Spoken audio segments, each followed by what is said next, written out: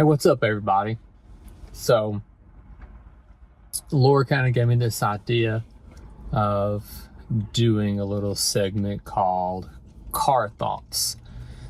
What it will entail is I spend a lot of time in the vehicle driving. I get the opportunity to take one of the boys to school, pick them up one day of the week or the other. Usually doing one about 4 or 5 days a week. So I spend a lot of time going to and from. So the idea behind it is that I can just record as I'm driving on the road, just collect thoughts instead of having to set aside time to try to capture something. And then I can kind of piece that together as I go. But also that I can talk to the kids while they're in here. We can talk about the things that they're going through, how they are applying the word to their life. They're kind of excited. One of them's excited to kind of get on here and talk. It'd be a good way that I can talk to them more about God things without it just being, oh, here goes Dad again on another rant. The other one, he wasn't excited to be on here. He's a little more behind the scenes kind of guy right now. He's the one that designed the clip art in the bottom.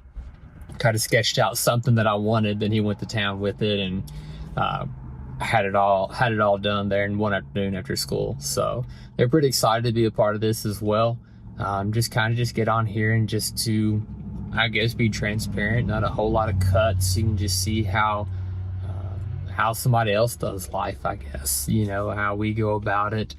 How I try to be the kind of example that I try to be for my kids. I'm not saying that I'm always right or woe to me, but I try to, as I said, I think in the first videos emulate God and what I do and how he would,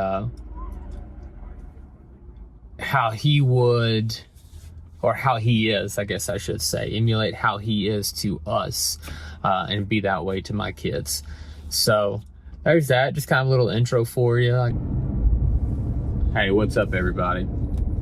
Hope y'all are doing all right. Hope your day is going well, your night, your evening, whatever it is that you're in right now when you're watching this video. I'm headed to go pick up one of the kiddos from school. Back at it in the car again. You'll probably get tired of seeing me in here, but I know sometimes I feel like I'm tired of being in here. But I thought I'd just kind of use this time just to get on and just chat, vent, and about what's going on in my life and whatnot. So, live in Kentucky. The weather has been crazy here lately. It just kind of changed all of a sudden. Went from winter, cold, wet, raininess to the past few days have been like in the high 60s. I think even in 70s. Rest of the week's supposed to look like that, but then we go right back into some rain this weekend. So it kind of gives you the antsies to get outside, which is bad for me because I've been cooped up all winter, and then it gets like this. I just want to get out and do something, and then trying to find something to do, and then just being honest, you know, kind of makes me like a little mopey for some reason. Kind of like I have to make myself get up to go do something, get up to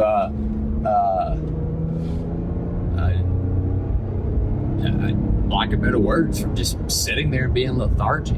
It's not easy, you know, to just get up and go. Well, for me it is anyways, isn't.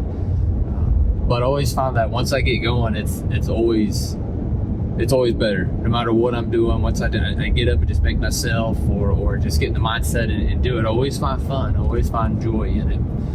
Whether it's with the kids or just going out for a walk in the woods or just getting outside and taking a lap. You know, just kind of breaking that mind, getting out of that mindset of, you know, that scrolling mindset, if you got it, where you're just sitting there just scrolling to the next thing.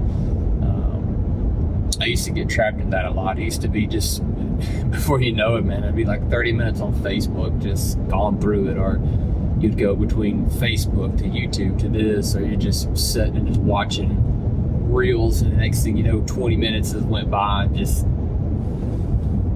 you've accomplished nothing but ordered 3 things off the TikTok store. I guess that's a thing now. I don't know.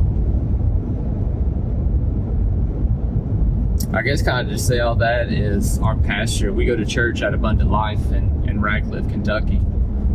And our pastor, Terry Linscott, you got to check him out. He's got his own, does his own YouTube channel with some stuff. And then our church, Abundant Life Church, we also stream everything live that we do. But he's been talking about keeping the fire ignited, being on fire for God, what that looked like, making daily sacrifices, and how a fire is something that if you want to keep it burning has to be stoked. You have to feed it, you have to feed that fire on a daily basis. You have to constantly be adding fuel to it or it will dwindle out. And I guess that's kind of what I'm realizing, is that I've not been maybe not stoking my fire as much. Whoa, the camera's getting shaky. Slowing down. Maybe I've not been stoking the fire as much as I should have been. Obviously not making. Maybe I've not been stoking the fire as much as I should have. Pastor's really been preaching lately about keeping the fire stoked, and how that's a daily grind. That's something that even if you don't feel like it, like I was talking about earlier, that you still have to do. I have to remind myself of that on a constant basis. To not quit, to not start something and finish when it gets a little hard or you meet a little opposition, to not quit, just to keep going. Because when you hit that opposition, that means that you're in the middle of something. That means there's a breakthrough coming through. That means there's something on the other side of that. But if you quit in the middle of it, then you're never going to get to the other side to see what that breakthrough is. It reminds me of seeing those little cartoon things where the guy's digging with his pickaxe and he gets all the way up to the end, and one more hit would have been his breakthrough, and he would have struck diamonds or gold or whatever it was. But yeah, that one guy that just kept going. And even if he fell forward. He didn't fall backwards and just stop. He would stumble forward if you fall. So that righteous man, stumble forward, fall forward, and eventually you're going to get there. That's what I would do too many times, is I would quit in the middle. I would hit a little opposition, and then I would just let the devil win. Like I wouldn't stoke my fire. I wouldn't keep my fire kindled. I wouldn't. I'd find excuses not to, and then just wouldn't sacrifice the flesh per se, I guess you will. I didn't have people around me who held me accountable. I didn't have kingdom-minded friendships. I guess didn't know the importance of them, true importance of them. They're important, I knew it, but the true importance of them, to really have those, just the help, that accountability, the ones that just call you up and kick you in the butt when you need it, who's not afraid to fan the fires in your life that's dwindled out, just to help keep those rekindled, to stay on fire, just to be to not quit, keep going. That every day you have to want to get better, 1% better every day. You have to strive to get better. It has to be a desire. I never really understood the term that if it was easy, everybody would be doing it. Because those were the things that you have to work at in life. Those are the things that you actually have to put forth effort to. And to be a better person daily requires effort. It doesn't require just, you can't do it on your own.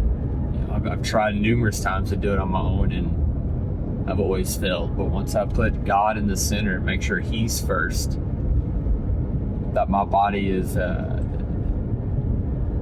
altar for Him, per se, a living sacrifice daily.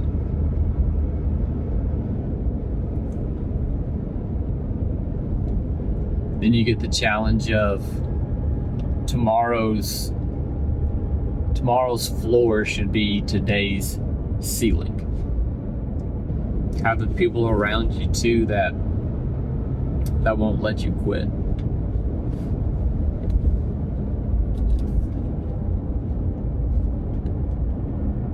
People that will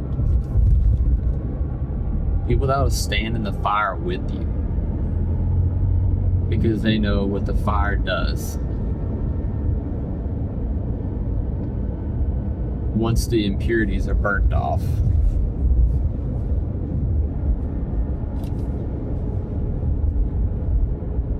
They understand what it is for one man to sharpen another man. Iron sharpen iron.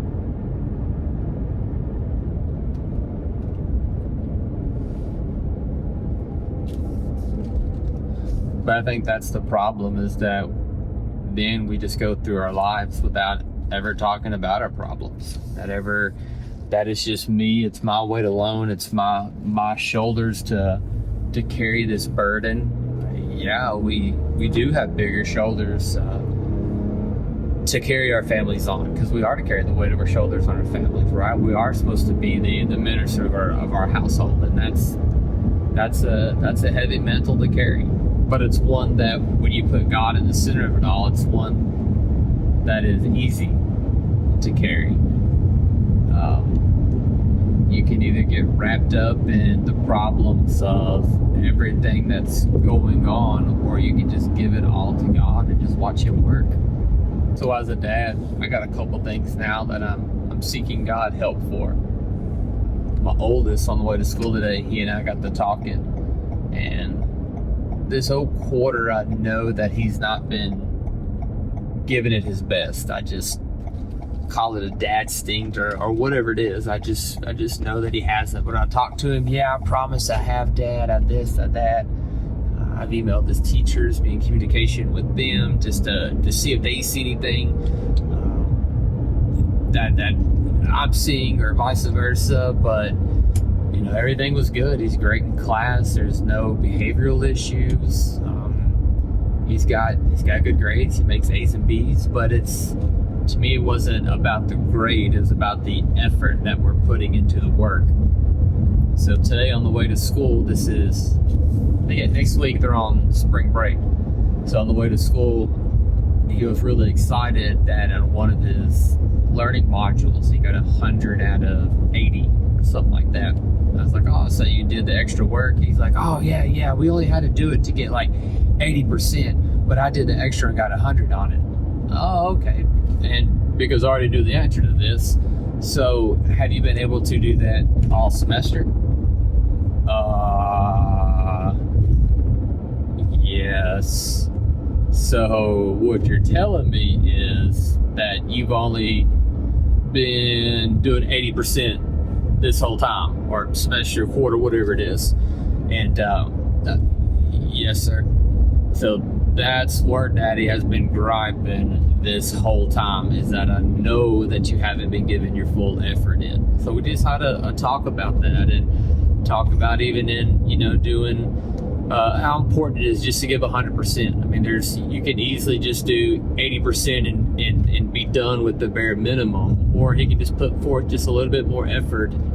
So just kind of talking to him about that, and a takeaway of, did you put 80% of your effort into that, or 100% of your effort into that? And it seems some light bulbs go off, and I think he realizes where I've been coming from with lack of effort, that he's a smart kid and he can easily just put forth a little bit more effort and get that extra credit. I don't know how many questions it is. Isn't that many more questions. So that's just kind of my struggle with him. But at the same time, that's what I've struggled with 42 years of my life, is just that same thing, is that I get something 85% complete, and then I just want to go on to the next thing because I'm bored of that, or that it's no longer got my attention. Something new and shiny new has come through. So that's something that I'm trying to seek wisdom out on and learn about me, so that way I can try to something in the road. I can try to effectively help help make him a better person.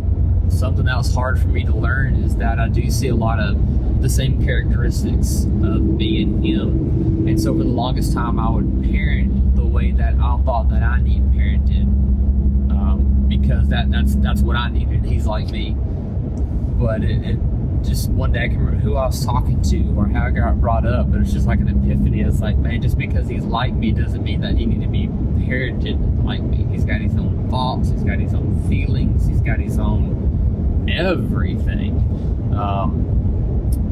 So it's just to be there and provide him the skills that's needed to work through the situations that he's in. Not just skills, not worldly skills, but the godly skills, biblical references, why we do the things that we do, and don't do the things that we don't do. So that's with my oldest. And my youngest, he's got a kid in his class. He's the cool kid. And so he puts him on a pedestal about, he did this and he did that and I did this, and people get us confused all the time. They think we're brothers and blah blah blah blah blah blah. So, but it's so just trying to get him to understand that God doesn't see this kid any better than he sees him. He doesn't play favorites. So why would we put somebody above ourselves? Why would we think that somebody is better? Why would we think somebody's better than we are? Why would we think that we are better than somebody else when God doesn't even do that? So just trying to get him to understand that, and not and I understand, especially one of the cool kids, to think that they're better because they insert reason or whatnot. So those are just some of the dad issues, I guess, that I'm going through right now with my two boys. If you got any tips, let me know. Once we get through this season, I'll let you know how we're doing, maybe what we did to navigate through it. Prayer, that's the first thing I can tell you that we're doing to navigate through it. Seek God to give us the wisdom, so that way we can handle it in such a way that helps the boys grow, and not a way that they're going to need counseling over 20 years from now because of some stupid that was said.